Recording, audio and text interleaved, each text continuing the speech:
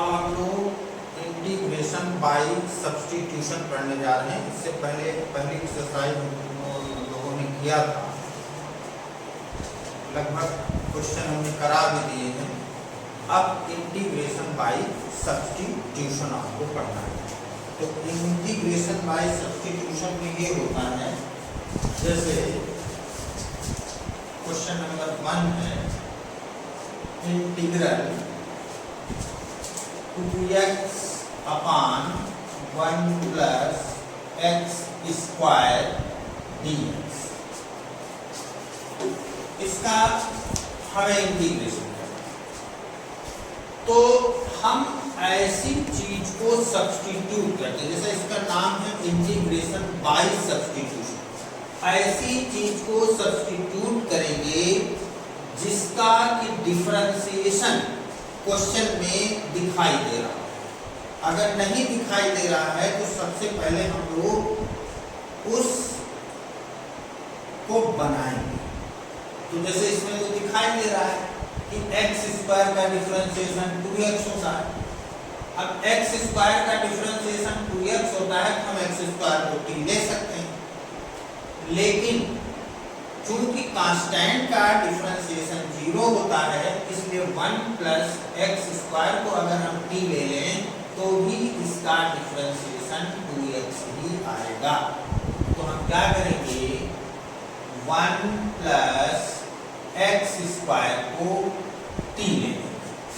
अब इसको डिफरेंशिएट करेंगे, ये हो जाएगा 2x dx upon dt is equal to 1। अब ये dt को उधर ले जाएंगे तो 2x dx is equal to dt।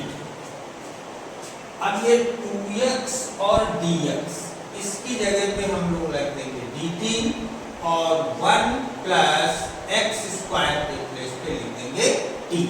तो हो जाएगा इंटीग्रल dt 2x dx के प्लेस पे dt upon 1 plus x square को t।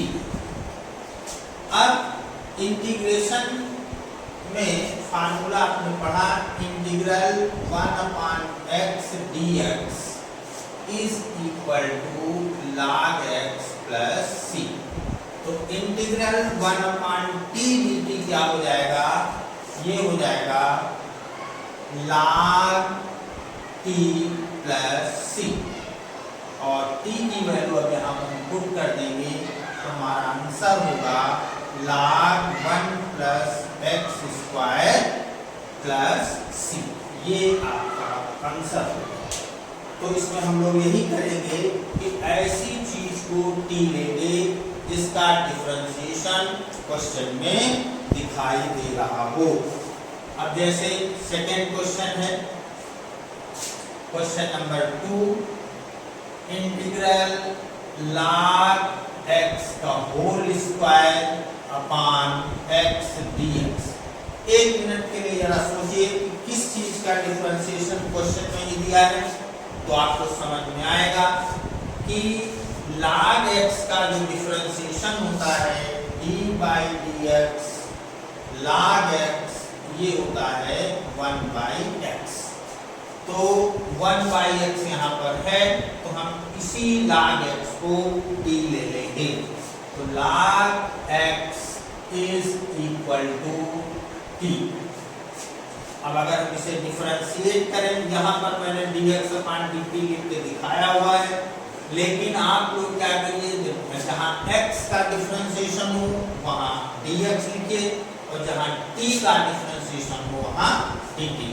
जैसे इसमें आपको लिखना है log x का डिफरेंशिएशन x और x का डिफरेंशिएशन dx और t का डिफरेंशिएशन dt। आप चाहें तो dx अपान dt लिख के क्रॉस मल्टीप्लाई कर सकते हैं। प्रोसेस वही है, आपको काम कम करना है, एक स्टेप आपका कम हो जाए। तो 1 upon x dx is equal to dt। अब हम log x के प्लेस पे t लिखेंगे और dx अपान x के प्लेस पे dt लिखेंगे। तो ये हो जाएगा इंटीग्रल, इसको t लिखा t square dx upon x के प्लेस पे dt। अब इंटीग्रल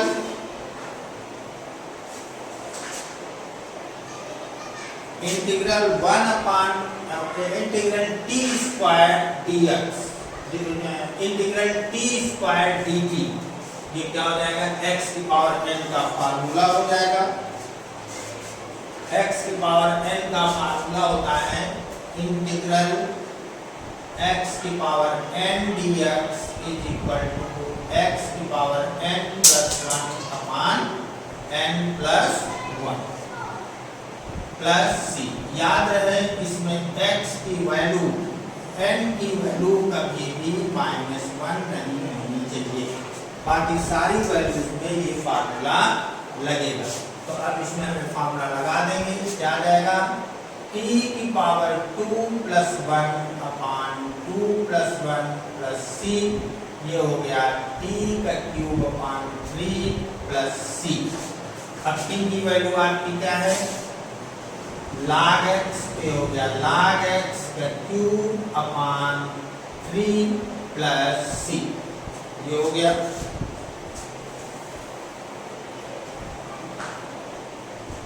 अगला क्वेश्चन है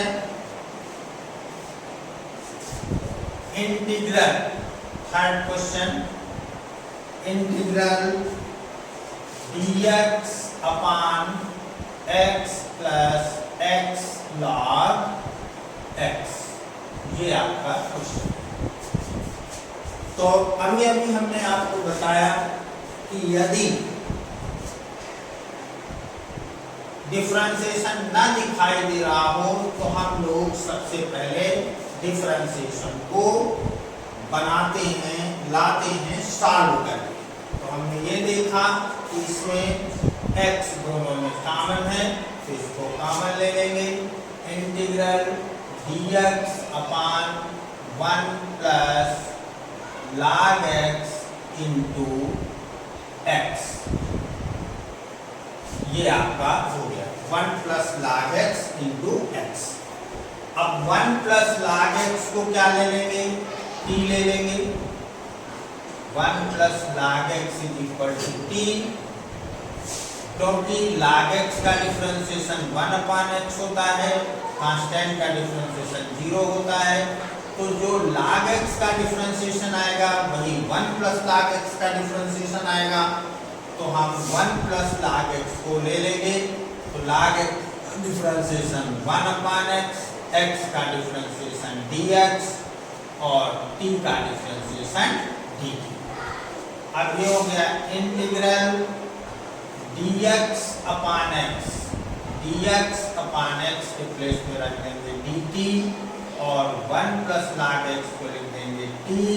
और अभी हमने लिखा हुआ है integral 1 upon x dx is equal to log x plus c, तो इंटीग्रल 1 dt अपान t हो जाएगा log t प्लस c, और इसको हम लिख लेंगे log 1 plus log x plus c।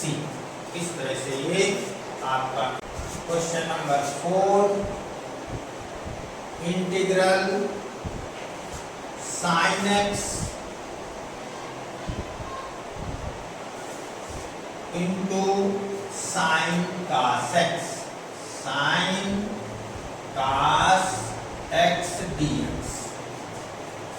अब इसमें हम देखें तो cos x का डिफरेंशिएशन माइनस sin x होता है, cos x का डिफरेंशिएशन माइनस sin x होता है जो क्वेश्चन में है, तो इसको हम लोग t ले लेंगे, यानी cos x is equal to t, तो minus sin x dx, cos x का माइनस sin x, x का dx is equal to dt।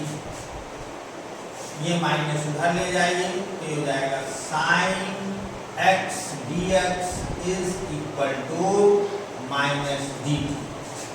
अब इसे इंटीग्रेट, इसकी वैल्यू पुट करेंगे, sin x और dx, इसके प्लेस पर हम dt लिखेंगे और cos x को लिख देंगे t, तो माइनस हम पहले लगा लेते हैं t और इसकी जगह पे dt। हमने अभी फार्मूला बताया था x to the power of n का, वही फार्मूला इसमें लगेगा, क्योंकि 1 हो सकती है, n की वैल्यू -1 नहीं होती। x की पावर n का फार्मूला लगेगा, तो ये हो जाएगा t to the power of 1 plus 1 upon 1 plus 1 plus c, यानी -t² अपान 2 प्लस c, और t की वैल्यू आपने मान रखी है cos x, तो हो गया minus cos² x upon 2 plus c। ये आपका इंटीग्रल हो गया। अब एक अगला क्वेश्चन देखते हैं, question number 5, integral sine ax plus b cos ax plus b dx। इसके 3 मेथड। एक तो मेथड है कि आप साइन ax प्लस b को t ले लें, उसका डिफरेंशिएशन क्वेश्चन में दिया है। दूसरा cos ax प्लस b ले लें, उसका डिफरेंशिएशन दिया है क्वेश्चन में, minus sine ax plus b।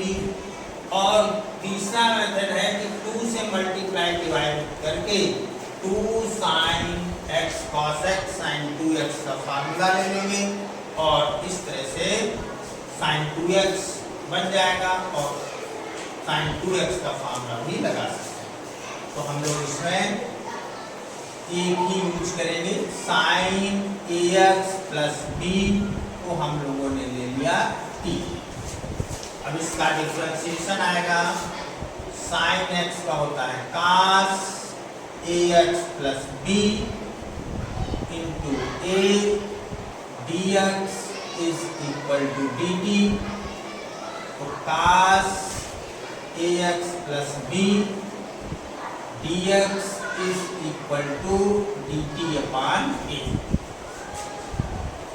अब हम cos ax के प्लेस ax प्लस b के प्लेस पे लिखेंगे dt upon a, sin ax plus b की जगह पे लिखेंगे t, और इसको लिखा dt अपान a।